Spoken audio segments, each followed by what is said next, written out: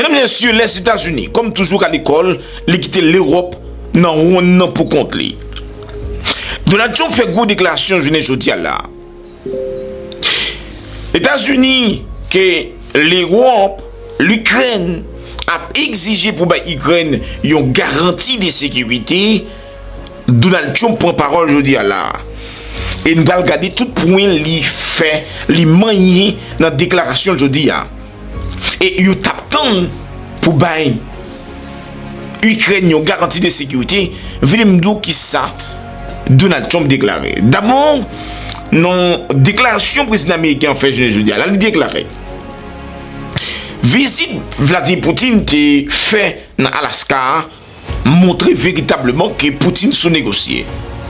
Dans point ça, pays occidentaux ou bien reste pays autant ils ont perdu la face devant Poutine parce que ils ont toujours dit que Poutine peut négocier. Mais cette fois-ci, Donald Trump dit que Poutine veut négocier.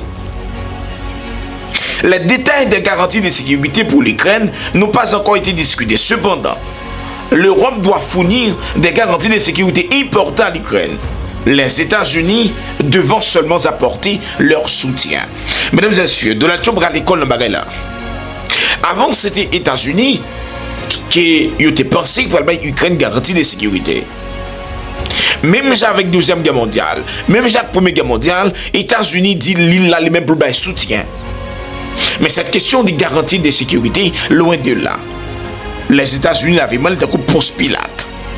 Donald Trump dit également qu'il y a une possibilité pour le discuter avec la Russie et la Chine.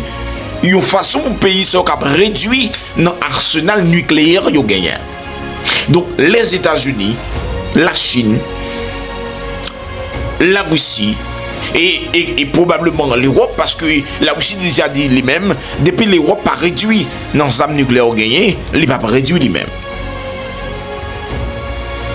Le président américain déclare également qu'il espérait rencontrer Kim Jong-un, qui est président coréen, à un moment donné pour discuter sur la question de la dénucléarisation. Et si tout le coréen a fait connaître lui-même, il n'a rien pour le discuter avec Donald Trump sur la question nucléaire. Et que les décisions ça prend sont décisions irréversibles. Donald Trump dit également il y a plusieurs personnes qui sont le président de l'Europe.